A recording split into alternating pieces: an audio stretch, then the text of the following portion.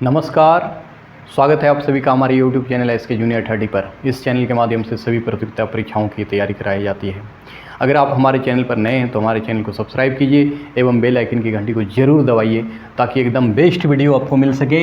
Area के part 2 में हम फॉर्मूले को देखेंगे, फॉर्मूला क्या है ना। पार्ट 1 में हमने बहुत सारे फार्मूले को दे चुके हैं, उससे जो रेस्ट रह गया है उसी फार्मूले को हम देने का प्रयास करेंगे। अगर आप फार्मूला नहीं जानते हैं तो एरिया का सवाल बनाना थोड़ा सा क्या बहुत ही मुश्किल होगा, इसलिए पहले फार्मूले को थोड़ा देखेंगे। फार्मूला क्या है, सबसे पहले जो फार्मूला जहाँ तक हमने पढ़ा दिया है उसके बाद ही मैं पढ़ाऊँगा। क्या कह रहा है, सबसे पहले घन और घनाभ का क्यूब नहीं दिए गए थे, नहीं दिया गया था। क्यूब का फार्मूला को देखिए। सबसे पहले क्यूब यानी घन के बारे में हम जानेंगे। घन का आकृति बनाने सीख जाइए अगर आप नहीं जानते हैं तो। सबसे पहला घन का आकृति ऐसा ही बनाएंगे, वैसी आकृति जिसका लंबाई, चौड़ाई, ऊंचाई सब बराबर हो, ये घन बन गया। इस टाइप के घन का हम क्या क्या जानते हैं इसके बारे में ये समझेंगे क्या है इसमें। तो सबसे पहले इसका एरिया लिखेंगे। क्षेत्रफल क्या होगा, एरिया ऑफ क्यूब है ना। क्षेत्रफल क्या होगा, क्षेत्रफल क्या होता है घन का, अगर आप नहीं जानते हैं तो ध्यान से देखिए। क्या होता है 6L²। ये रट लेना होगा। घन में कुछ भी आएगा तो एरिया का आ गया। अब उसके बाद आयतन आता है। आयतन, घन का आयतन बराबर क्या फॉर्मूला होता है 2L3, यानी जितना उसका साइड है। आप एक क्यूब भी कहीं कहीं लिखा हुआ देखेंगे और कहीं कहीं क्या है तो AQ या LQ लिखिए, सब बात सेम है। अब क्या करेंगे देखिए ध्यान से। सबसे पहला काम इसका डायगोनल यानी विकर्ण बराबर। विकर्ण का क्या फॉर्मूला होता है तो ये बात ध्यान दीजिएगा, √3 और L। बस ये 3 फार्मूला अगर घन में जान गए तो चौथा फार्मूला जानने की आवश्यकता नहीं है। सारा सवाल इसी से बनेगा। घन का जितना भी, क्यूब का जितना भी सवाल रहेगा आपका यहीं से आ जाएगा। अब आइए घनाभ पढ़ते हैं। घनाभ घन का ही घनाभ दूसरा रूप है। इसमें क्या होता है थोड़ा सा फिगर में समझने का प्रयास करेंगे। लंबाई, चौड़ाई और ऊंचाई सब अलग अलग होता है। ये हो गया घनाभ, ये हो गया घनाभ। घनाभ की आकृति घन के तुलना में अलग होता है। ये इसको यहाँ पर बनाते हैं, थोड़ा सा देखिएगा, यहाँ पर बनाते हैं है ना, यहाँ पर बनाते हैं, ध्यान दीजिएगा। ये हो गया घनाभ, ये हो गया घनाभ। घनाभ की आकृति का हो गया। घनाभ में भी क्या क्या होता है, सबसे पहले क्षेत्रफल होता है। क्षेत्रफल में क्या पढ़ते हैं, घनाभ का क्षेत्रफल बराबर बड़ा फॉर्मूला होता है LB, BH और HL। ये ध्यान दीजिएगा। ये हो गया घनाभ का क्षेत्रफल। घनाभ को अंग्रेजी में क्यूबाइड कहते हैं। क्यूबाइड का एरिया हो गया सब। उसके बाद क्या करेंगे, ये क्यूबाइड हो गया, ध्यान दीजिएगा, ये क्यूबाइड हो गया। 2LB, BH और HL। इसमें लंबाई को L कहते हैं, चौड़ाई को B कहते हैं, ऊंचाई को H कहते हैं। तो LB, BH, HL ये क्षेत्रफल का फॉर्मूला हो गया। उसके बाद क्या है, इसमें भी आयतन लिखते हैं। आयतन बराबर होता है यानी वॉल्यूम बराबर होता है, क्या होता है तो LBH। 3 साइड होते हैं, तीनों साइड का मल्टीप्लाई।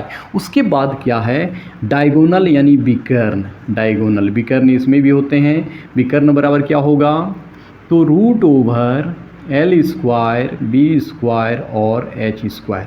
तो घन और घनाभ यही 2 आकृति हैं जिसको आपको समझना पड़ेगा। इसके अलावा इसमें आपको कोई फॉर्मूला जानने की आवश्यकता नहीं है और ये ख़त्म हो रहा है। इसके अलावा अब हम लोग पढ़ेंगे थोड़ा बड़ा वाला फॉर्मूला। देखते हैं क्या है घन घनाभ के बाद किसका नंबर है। चलिए तो बनाते हैं आगे, है ना। घन घनाभ के बाद हम लोग पढ़ेंगे समबाहु त्रिभुज।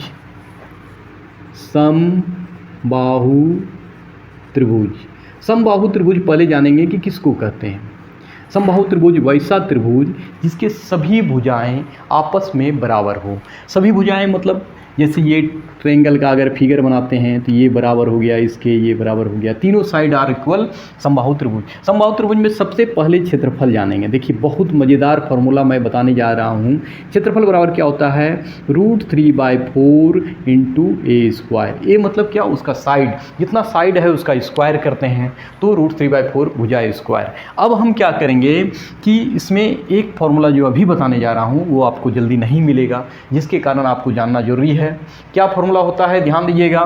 तो सबसे पहले देखिए आप एक आकृति देखेंगे, समबाहु त्रिभुज के अंतः वृत्त की त्रिज्या बराबर, क्या होता है फार्मूला, तो a/, अंतःवृत्त है तो √3, a/√3। ध्यान दीजिएगा, अंतःवृत्त की त्रिज्या कैसा फिगर बनेगा, तो ऐसा फिगर बनेगा, अंदर में वो वृत्त है, ऐसा फिगर बनेगा। इस टाइप की आकृति का अगर हम त्रिज्या जानना चाहें तो हम इस फॉर्मूले से तुरंत निकाल सकते हैं। त्रिज्या को हम r लिखेंगे, यहाँ पर r लिखेंगे, r बराबर क्या हो जाएगा, तो क्या हो जाएगा, a/√3। ये फार्मूला रट लेते हैं। और इस टाइप का फार्मूला से बेस्ड सवाल जो है एसएससी में बहुत ज़्यादा पूछा जाता है। अब इसी में लिखेंगे समबाहु इक्विलैटरल ट्रायंगल, समबाहु त्रिभुज के अंतः कौन हो गया, अब अंतःवृत्त हो गया परिवृत्त की त्रिज्या बराबर क्या होगा, a/2√3। अच्छा, अंतःवृत्त में देखिए एक चीज़ और ध्यान दीजिएगा, यहाँ पर 2√3 होगा और यहाँ पर केवल √3 होगा, ये ध्यान देना है। अब परिवृत्त थोड़ा बड़ा होता है, इसके बाहर बनाएंगे तो बड़ा वृत्त होगा, इसलिए यहाँ 2 नहीं लगेगा, 2 छोटा वाला में लगता है। ये याद रखने का आप तरीका जान लीजिए ताकि आपसे कभी मिस्टेक ना हो और कोई चेंज नहीं होगा। अंतःवृत्त में 2 लगेगा, परिवृत्त में 2 नहीं लगेगा। बस एक ही फॉर्मूला सीखना है, उसके बाद जान जाइएगा। अब समबाहु त्रिभुज मेरा खत्म हो गया, उसके बाद देखते हैं किसका नंबर है। अब हम लोग पढ़ेंगे समबाहु त्रिभुज हो गया, उसके बाद चाप की लंबाई बराबर। अच्छा, विषमबाहु त्रिभुज, विषमबाहु त्रिभुज में विषमबाहु त्रिभुज का कोई भी फॉर्मूला नहीं होता है, ये आप जान लीजिए। फिर भी मैं एक फॉर्मूला बताने जा रहा हूँ। विषमबाहु त्रिभुज मान लीजिए ऐसा फिगर आपके पास बन गया और इसके अंदर कोई वृत्त है, इसका क्षेत्रफल कैसे निकालेंगे, अंतःवृत्त का, विषमबाहु त्रिभुज में अंतःवृत्त का क्षेत्रफल बराबर क्या लिखेंगे, त्रिभुज का क्षेत्रफल बाय s। एस का एस समझ रहे हैं आप, एस क्या होता है इसमें, तो इसको हम समझाएंगे। जैसे यहाँ पर ए लिखते हैं, यहाँ पर बी लिखते हैं, यहाँ पर सी लिखते हैं, तो ए के सामने वाली भुजा को छोटी ए, बी के सामने वाली भुजा को छोटी बी और सी के सामने वाली भुजा को छोटी सी कहते हैं। उसी से एस निकाला जाता है। एस बराबर होता है a + b + c/2। विषमबाहु त्रिभुज का क्षेत्रफल कैसे निकालते हैं, तो हीरोन का सूत्र आप पढ़े होंगे, s - a, s - b और s - c। इस टाइप से आप पढ़े होंगे, नहीं तो हमारा पिछले वीडियो में टोटल एकदम छोटा से छोटा फार्मूला को दिया गया है, उसको पढ़ सकते हैं। तो ये खत्म हो गया विषमबाहु त्रिभुज। विषमबाहु त्रिभुज में बस इतना सा ही पढ़ेंगे। इसके अलावा देखते हैं अब क्या है। तो इसके बाद है कि चाप की लंबाई बराबर, चाप की लंबाई बराबर, लंबाई, चाप की लंबाई बराबर फॉर्मूला क्या होता है, चाप को हम ए बी लिख सकते हैं, ए बी, और चाप का ये सिंबल भी दे सकते हैं, इसको चाप ए बी पढ़ेंगे। तो इसके लिए क्या फॉर्मूला होता है, देखिए एक आकृति हम बना रहे हैं, आपको समझाने का प्रयास कर रहे हैं। ये हो गया ट्रायंगल, वृत्त के अंदर ट्रायंगल, तो ये ए है, ये बी है, इसी लंबाई को बोलते हैं चाप की लंबाई बराबर। ये हो गया चाप की लंबाई, यहाँ कोई एंगल रहेगा तो चाप की लंबाई बराबर क्या फॉर्मूला होता है, तो ये ध्यान से देखिए, 2πr θ/360 डिग्री। ध्यान दीजिएगा, यही फॉर्मूला होता है, 2πr θ/360 डिग्री। अब लिखेंगे त्रिज्या खंड का क्षेत्रफल बराबर त्रिज्याखंड यही आकृति हुआ है ना, केवल यहाँ हो गया, यहाँ से यहाँ चाप की लंबाई, और ये पूरा आकृति को त्रिज्याखंड बोलते हैं। तो इसका क्षेत्रफल बराबर क्या होता है, ध्यान दीजिएगा।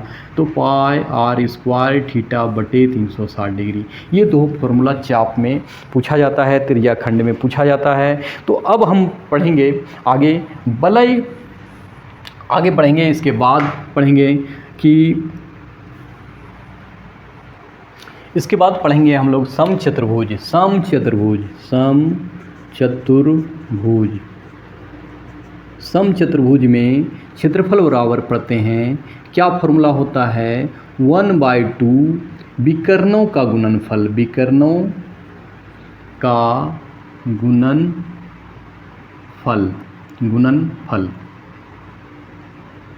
ये होता है। ये ध्यान दीजिएगा। इसकी आकृति कैसे बनती है, इस टाइप से आकृति बना सकते हैं। ये हो गया विकर्ण, इसका डायगोनल हो गया, एक विकर्ण ये वाला हुआ, 2 नंबर ये हुआ। इसी का गुणनफल को हाफ जब करते हैं तो ये समचतुर्भुज का क्षेत्रफल आता है। अब लिखेंगे एक समांतर चतुर्भुज, समांतर चतुर्भुज। ये समचतुर्भुज में चारों भुजा बराबर होता है। समांतर चतुर्भुज का आकृति वैसा ही होता है, लेकिन लंबाई चौड़ाई इसकी अलग होती है। तो इसके लिए फॉर्मूला होता है 1/2 आधार अगुने ऊंचाई। ये फॉर्मूला कंप्लीट हो गया इसका। और एक जो छूट गया है उसको बता रहे हैं, घनाभ का विकर्ण बराबर, ये नहीं पढ़े थे हम लोग, √L² B² और H²।